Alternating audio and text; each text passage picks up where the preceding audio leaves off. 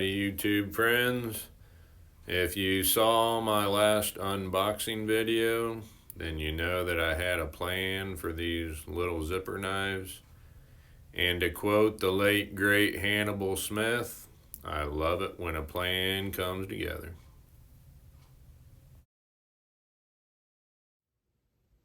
And here it is. A watch knife. I saw these on some kind of Kickstarter thing a while back, but they were kind of crazy expensive, like $50 or $70 or something. So I made my own. It's got a magnet, and I think it is magnetized in there. Tip of the blade's touching the magnet. It's been in here for a couple days now, and it seems to be holding. It's never fell out so far. I have to keep testing it. But I am liking this silly little thing. I can cut tape, packages, stuff like that. Probably good little fingernail knife.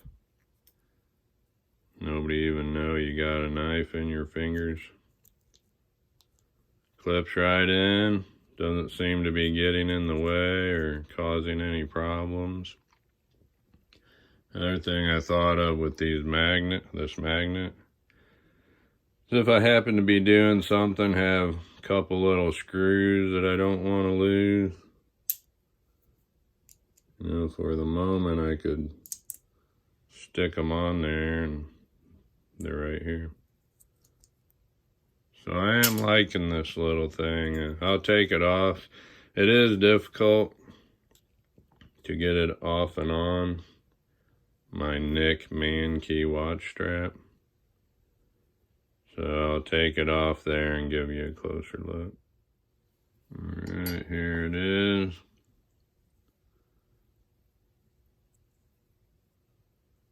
So it clips on. It stays really good. It's not coming off. As long as this doesn't fall out and slice my wrist off or something. But my watch strap is, I think, a 20 or 22.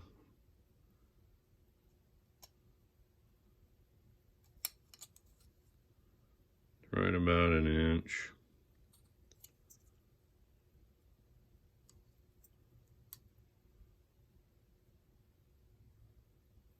Kind of an inch by an inch. If I didn't have this little cord on here, it does do like an extra little retention click in there. It's kind of hard to get out, but I can push down on it and then get it out without this little knot cord. The magnet's pretty strong for a little magnet. It does seem to kind of pull the blade to it. So I think it's gonna stay in there good. I'll put it back on my strap and cut open a box. All right, let's test her out.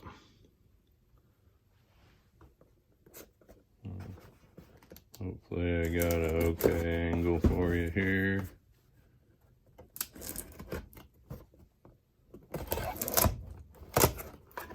Bada bing.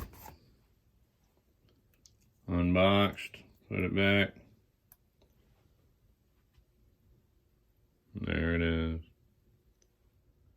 Alright, if you're still watching my video, here's the box the watch came in. Smartwatch.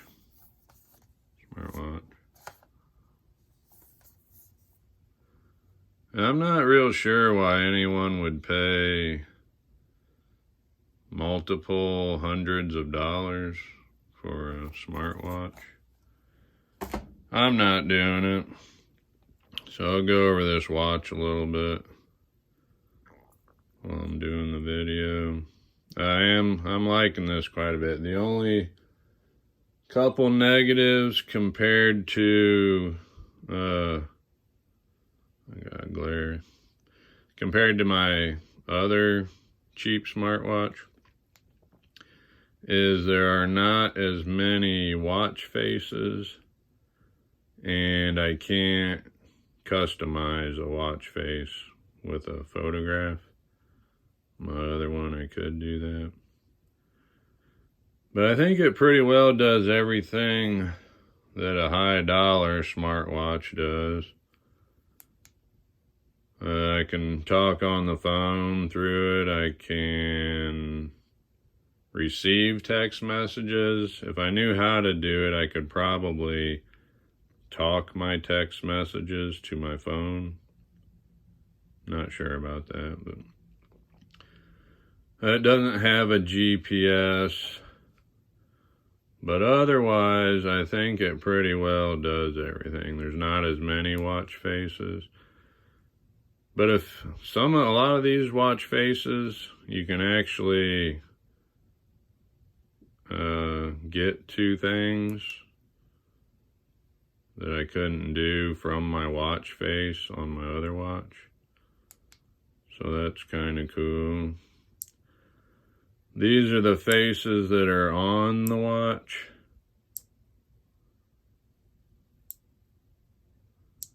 And then you can go in the app and download some other watch faces. So here's the quick deal. Brightness, phone, all the basic stuff. And you can either scroll through with the screen, or you can turn the little dial. And I didn't have let's see what else is on here.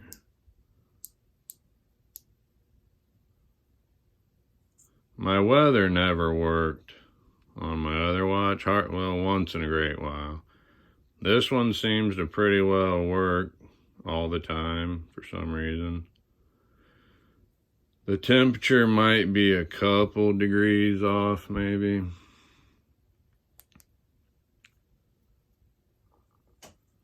But it does seem to work way better than my other one. It's got female stuff. I'm not messing with that. I can control my music or videos. I can play them through the watch. And I can control, skip around and turn things up and down. Got breathing. Stopwatch, timer. It's got a bunch of alarms you can set. And the calendar, I didn't have that on my other phone, where I can actually see a calendar and go through the months. So that's pretty cool. Calculator, I didn't have a calculator on my other one.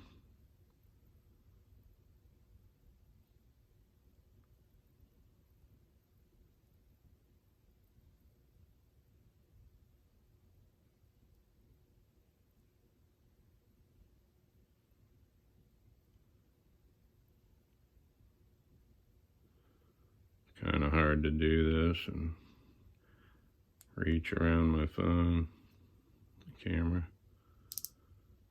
Camera, compass. I didn't have a compass before. You gotta, oh, it's already calibrated. Sometimes you gotta do this circle 8 type of thing. And it does seem to work. I think it might need calibrated at the moment.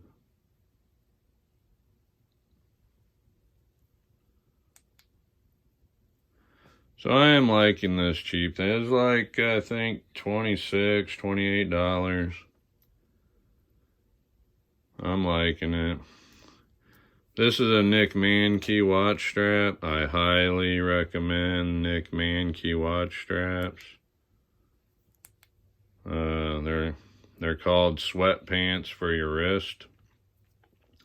And this guy actually makes these. You pick your strap color, your stitching color, and what hardware finish you want, and your size, width, and length. And he does actually make these, so it takes a while to get them. So it's like you order it and forget about it. And then one day you'll have an awesome watch strap. I do love this strap. There's no flappy thing catching on stuff. You can wear it tight or snug, but yet it's not tight and snug. It's stretchy, very comfortable. I'll put a Nick Manke watch strap on every watch. This also, my other one, the strap bound up. There wasn't enough pin clearance. So to adjust it, pull it, make it smaller, I'd pull on this strap. And then you need to be able to, it adjusts through the pin clearance there. So it's working, my strap's working better on this watch. And it does have a light. I'll show you that right now. Alright, I'll show you this light. You swipe down and then hit the flashlight. Going dark. Oop, going dark.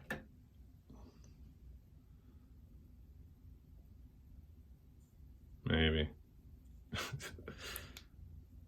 Swipe down. There we go.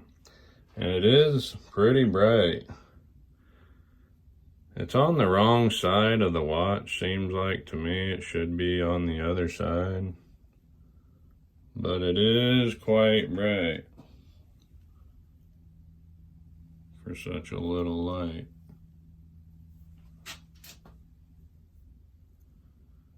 It's kind of hard to do this, reaching around my phone. Off, on. So I'm liking this watch. I like the light. I like my little knife.